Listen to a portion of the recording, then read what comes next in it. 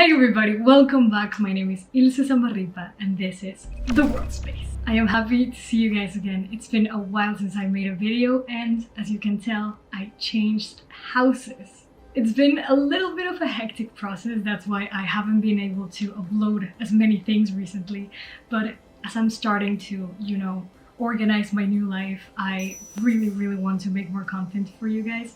That means here in YouTube and in Patreon also. So today I want to talk to you guys about certain terms that we use in animation, some lingo, some expressions that we use in animation that are very particular of our niche and not a lot of people know them. Sometimes you can be in the industry for years and not know them, so I think it's a cool topic. I gathered a group of friends that have been in the industry for years and I asked them, what are some words that you recently found out about or some things that you wish you knew earlier? And these are the terms that we came up with. I hope you enjoy them. Don't hesitate to let me know in the comments down below if you had heard them, if they're new for you, if you find them useful, or if you have any doubts, and we can surely answer anything you are kind of battling with. So first term is gonna be CBB. That just means could be better. If your shot is classified as CBB, that means that probably it's there for client. They want to submit your shot even though it could use some tweaks. So sometimes production uses that term to classify your work as something that if the movie has time afterwards, like if you meet the deadline, then maybe you can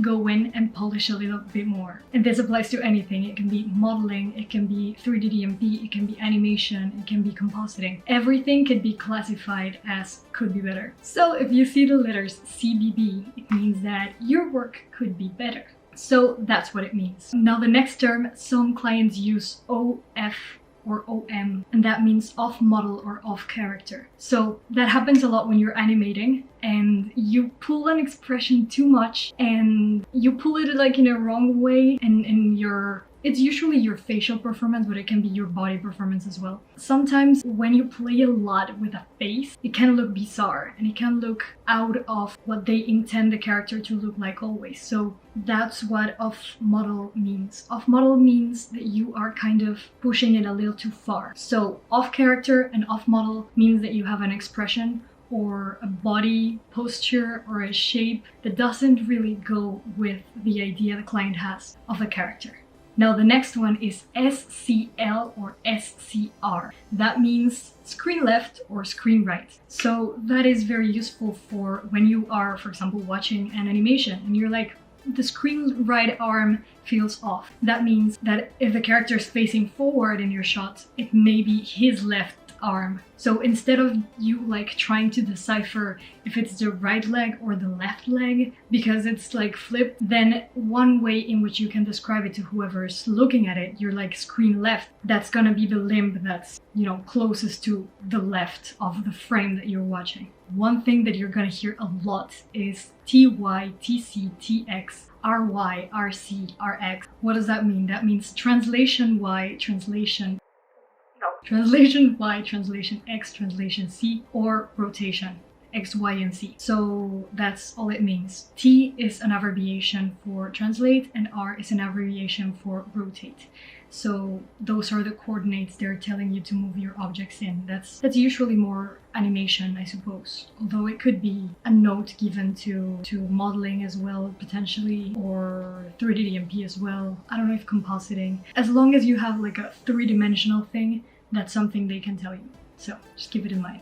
Now, WIP, that's something you're gonna hear a lot, and that is work in progress. Probably you knew that, but anyway, work in progress. That means that something is not completed, and sometimes you can like submit your shot and say it's a work in progress, so the client knows that you're still working on it and you're not yet done. Now for the term COG or COG or center of gravity. COG is the acronym for center of gravity, and that always means your hips, your center of mass, which are usually the hips. When you're animating, you want to take into account that is the control that is kind of moving, like the main control. You're gonna be moving from place to place, and then the limbs and the head and everything else is kind of gonna follow that. So it's not always the center of gravity necessarily, but that's the way we call it, COG. Not to be confused with the root control. When they say root control, they're mostly referring to the big control that controls everything else, that if you click on it, it kind of like selects the whole hierarchy, and that is the one that's on the ground, and you can click and grab it and all your character is gonna move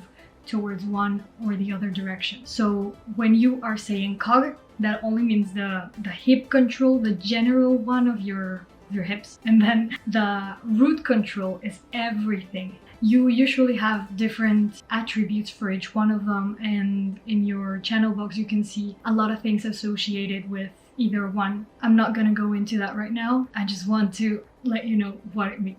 When in animation someone tells you there's a wall here, there's a wall there, that means that your character is hitting something. So imagine my hand is supposed to be animated like this and then come back, but I didn't do that slow out really perfectly well, and I didn't cushion. We're gonna talk about that word too. So it looks like it's kind of hitting and then stopping in the 3D space. So when they say there's a wall, it means that it looks as if your hand was hitting a wall and stopping. That's what wall means, just like not continuous movement. So if you track your art, it's gonna look like it stops and then it moves again, and you never want that, okay? Cushion means sort of like slow in, slow out. It means that you don't want something to hit hard, but rather to kind of like soft transition between moving and stopping, or stopping and moving. That's what cushion means. You're also gonna hear the word antic quite a lot, and antic is just a short for anticipation. So if they tell you that you need to, I don't know, clean up your antic, that just means that the anticipation that you add to a movement needs to be better. If I have a character that's jumping up and they say, you know what, you need to increase that antic, it means that they want the character to go down before it goes up, okay? And if you're doing stop motion animation, you may hear the word fairing. It's written like this, but it's pronounced fairing, and it's basically the same thing. Slow in, slow out, cushion, all of that. Another term that's very evident to some, but not so evident to others, is the word show. I've been working in games, I've been working in cinematics, in series, in TV show, and you know, a lot of people just call it show. So what show are you on? Or the show I'm working at. And that really just means the project. I know for some people, for example in the UK, it can be a little bit confusing because show can mean only usually like stage, like a play or a TV show, but it's also used for movies, it's also used for games at times. It's just like a very broad way of saying the thing I'm working on, my show. Another way of referring to that center of gravity, that COG, is the main control. And that is the center, not to be confused with the root. That's usually in the ground. If you like this kind of videos, please don't forget to like, follow, subscribe, and I can maybe do more lingo for you. I think this is really interesting and it's very helpful for when you are kind of entering the industry. And when I first started working at a studio and everybody was like, yeah, you know what, your hips are weird, you should move the COG. I was like, you're not supposed to say that in a work environment.